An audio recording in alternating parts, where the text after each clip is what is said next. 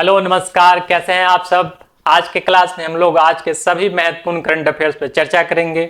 इसका जो पीडीएफ है वो आप टेलीग्राम चैनल पे या इसके एप्लीकेशन से डाउनलोड कर सकते हैं। तो आइए क्लास को हम लोग शुरू करते हैं। आज का जो पहला प्रश्न है वो है एनएसओ किस मंत्रालय के अंतर्गत काम करता है। ठीक है, एनएसओ, ठीक है, नेशनल स्टैटिस्टिक्स ऑफिस किस मंत्रालय के अंतर्गत काम करता है।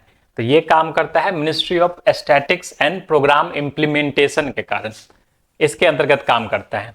लेकिन इससे पहले जानते हैं कि एनएसओ न्यूज में क्यों है, क्योंकि अभी इसने जो करंटली डाटा रिप्रेजेंट किया है उसके अनुसार अभी का जो शहरी बेरोजगारी है, ठीक है, अर्बन एम्प्लॉयमेंट, अनएम्प्लॉयमेंट, ठीक है, तो ये सेकेंड क्वार्टर का डाटा रिलीज किया है इसने, और इसके अनुसार जो शहरी बेरोजगारी है वो 6.6% से कम होकर 6.4% है।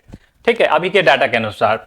ठीक, तो एनएसओ की स्थापना से संबंधित भी कुछ फैक्ट्स है। जैसे एनएसओ का जो गठन है, ये दो संस्था थी पहले भारत में डाटा कलेक्शन को लेकर के, एक सीएसओ थी और दूसरा एनएसएसओ था।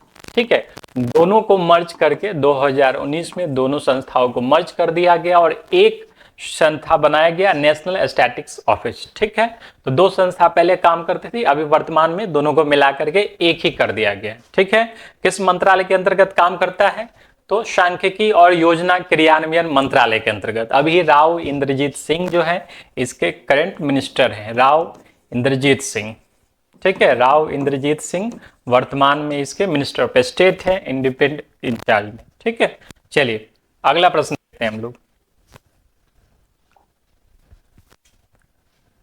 दूसरा प्रश्न है बाली पदयामी त्योहार किस राज्य से संबंधित है। ठीक है, तो बाली पदयामी त्योहार जो है ये कर्नाटक से संबंधित है। ठीक है, तो मेनली ये दक्षिण भारत का त्योहार है और नाम से ही स्पष्ट है, ये राजा बलि से संबंधित है। ये दीपावली के चौथे दिन मनाया जाता है, दीपावली के 4th डे मनाया जाता है। और इस दिन जो है कहा जाता है कि जैसे भगवान ने वामन अवतार में बलि को पाताल लोक का राज्य दिया था, तो इस दिन राजा बलि जो है धरती पे आते हैं। ठीक है, उसी के उपलक्ष्य में ये त्योहार मनाया जाता है। एक पवित्र त्योहार की तरह, दीपावली की तरह ही जो है इसका महत्व है दक्षिण भारत में। ठीक है, तो बलि पदयामी त्योहार जो है कर्नाटक से संबंधित है। ठीक, कर्नाटक के बारे में थोड़ा सा और जानते हैं। कर्नाटक के वर्तमान मुख्यमंत्री सिद्धारमैया है, कैपिटल बेंगलुरु है, गवर्नर थावरचंद गहलोत है। ठीक है, चलिए अगला प्रश्न देखते हैं। दुनिया का सबसे बड़ा ग्रीन अमोनिया प्लेटफॉर्म का संबंध किस राज्य से है। ठीक है, तो ये जो प्लांट लगा है ग्रीन अमोनिया के लिए, ये आंध्र प्रदेश में लगा है। ठीक है, और न्यूज में क्यों है, क्योंकि अभी रिसेंटली इसने वर्ल्ड इकोनॉमिक फोरम को ज्वाइन किया है। वर्ल्ड इकोनॉमिक फोरम को इसने ज्वाइन किया है। वर्ल्ड इकोनॉमिक फोरम को क्यों ज्वाइन किया है, क्योंकि ये दुनिया के सबसे बड़ा ग्रीन अमोनिया प्लेटफॉर्म के साथ साथ जो है ये दुनिया का पहला वर्ल्ड फर्स्ट, ठीक है, जीरो इमिशन क्लस्टर भी है। जीरो इमिशन यानी कि जहां से जो है CO2 रिलीज नहीं हो रहा है, हानिकारक गैस से रिलीज नहीं हो रहा है, कंप्लीटली जो है एक ग्रीन वेंचर के रूप में इसको डेवलप किया गया है। ठीक है, जीरो इमिशन क्लस्टर है ये। ठीक है, यहाँ पे ज्यादातर जो है रिन्यूएबल एनर्जी का प्रयोग किया गया है और यहाँ का जो वेस्ट मैनेजमेंट काफी शानदार है। ठीक है, इसलिए इसने वर्ल्ड इकोनॉमिक फोरम को ज्वाइन किया है और ये दुनिया का सबसे बड़ा ग्रीन अमोनिया प्लेटफॉर्म है। ठीक, आंध्र प्रदेश में है ये। चलिए तस्वीर आप देख सकते हैं। प्रश्न की तरफ हम लोग बढ़ते हैं। UNRWA का मुख्यालय कहाँ पे स्थित है। ठीक है, तो UNRWA न्यूज में क्यों है, क्योंकि अभी जो है रिसेंटली ये दुनिया के सबसे बड़े प्रोग्राम पे फोकस कर रहा है। सबसे बड़ा प्रोग्राम क्या है इसका, तो जो पैलेस्टाइन के लोग हैं यानी कि गाजा पट्टी के लोग हैं, वहाँ के लोगों के हेल्थ के लिए, वहाँ के लोग के भोजन के लिए जो है संस्था काम कर रही है और सभी देश अपना अपना योगदान दे रहे हैं। जो गाजा पट्टी को मदद करना चाहते हैं उसमें भारत भी शामिल है और भारत ने भी जो है अपना सेकेंड अलॉटमेंट किया है, वहां के लिए फंड जारी किया है। ठीक है, UNRWA का जो फुल फॉर्म होता है United nation relief and work agency. United nation relief and work agency. ठीक है, वर्क एजेंसी ये मेनली जो है रेफ्यूजीज के लिए काम करता है। रेफ्यूजी यानी शरणार्थी वो होते हैं जो अपना देश छोड़कर युद्ध में या युद्ध के आशंका में जो है अपना देश छोड़कर किसी दूसरे देश जाते हैं, ठीक है, विस्थापित, उनको फोर्स्ड विस्थापित होना पड़ता है, वैसे लोग जो है रिफ्यूजी कहे जाते हैं और मेनली UNRWA उन्हीं लोगों के लिए काम करता है, ठीक है। इसका जो मुख्यालय है अमान, जॉर्डन में,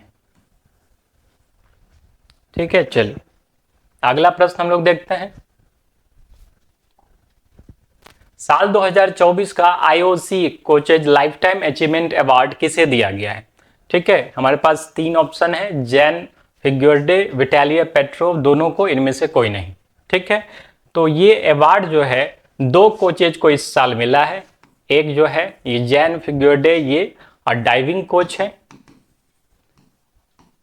ठीक है, और ये पोल वॉल्ट कोच है। ये दोनों को जो है इस बार IOC की तरफ से, इंटरनेशनल ओलंपिक कमेटी की तरफ से लाइफ टाइम अचीवमेंट अवार्ड दिया गया है कोचेज के रूप में।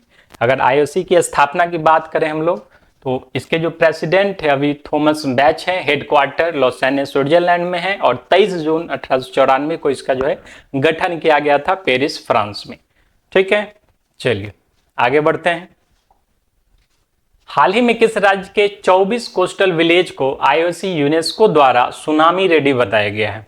ठीक है, हम लोग जानते हैं कि सुनामी में जो है काफी भयावह स्थिति हो जाती है और जो कोस्टल इलाके में रहते हैं सबसे ज्यादा त्रासदी जो है उन्हीं लोगों को झेलनी पड़ती है। इसलिए IOC जो यूनेस्को है, ये संस्था मेनली ओशियन से रिलेटेड डाटा कलेक्ट करती है और उससे रिलेटेड जो है वर्क करती है।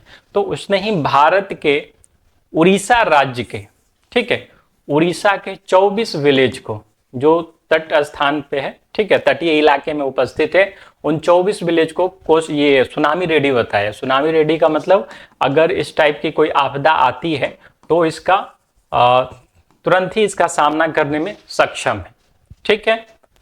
IOC यूनेस्को के बारे में थोड़ा सा और जानते हैं हम लोग। IOC का फुल फॉर्म होता है इंटर गवर्नमेंटल ओशियनोग्राफिक कमीशन, ठीक है। 1960 में इसकी स्थापना हुई थी। पेरिस, फ्रांस में इसका हेडक्वार्टर है और डॉक्टर युत्का मिकीडा जो है इसके अभी वर्तमान चीफ हैं, ठीक है। यूनेस्को अलग चीज है, ठीक है, और ये IOC यूनेस्को अलग चीज है। यूनेस्को का ही एक जो है मेन हिस्ट्री में एक ऑर्गन की तरह ये वर्क करता है, ठीक है। चलिए अगला प्रश्न है, डॉक्टर आबदी रहमान मोहम्मद अब्दुल्ला को किस देश का नया राष्ट्रपति चुना गया है?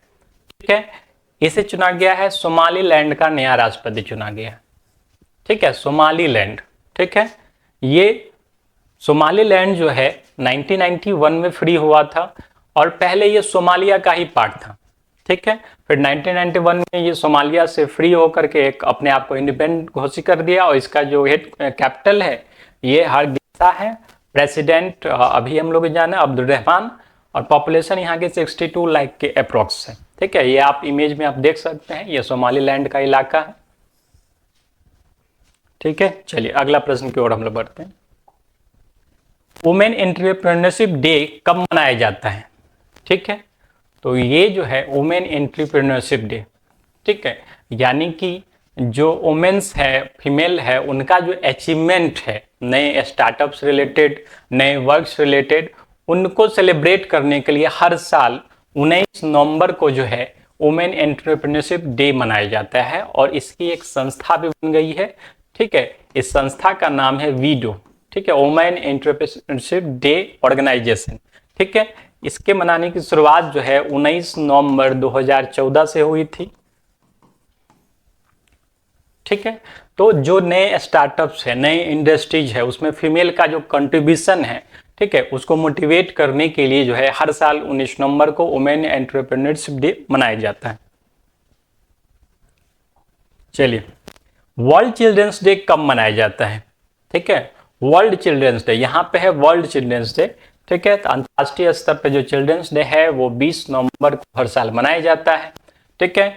और बच्चों से संबंध में, ठीक है, बच्चों के विकास के संबंध में जो है, कंप्लीट वेलफेयर के संबंध में दुनिया की सबसे बड़ी जो संस्था है जो बच्चों से रिलेटेड वर्क करती है वो है यूनिसेफ, ठीक है, यूनाइटेड नेशन चिल्ड्रंस फंड।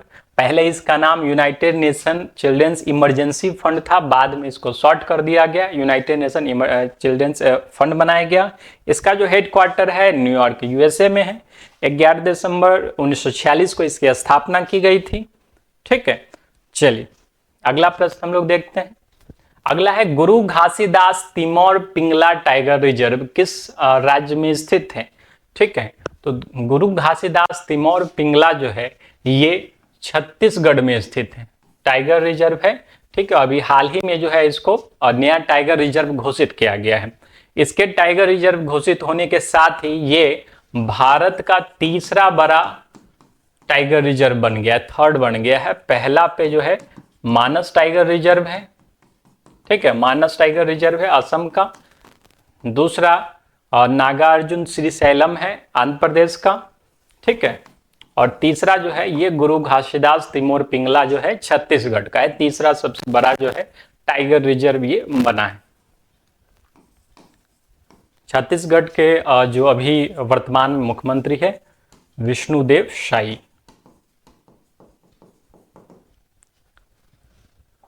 ठीक है, तो ये सारे प्रश्न हैं और इसका जो पीडीएफ होगा वो निश्चित रूप से आप टेलीग्राम चैनल से डाउनलोड कर लेंगे और वीडियो देखने के बाद जो है इस क्लास को अटेंड करने के बाद आप खुद से बनाने का उसको प्रयास कीजिएगा।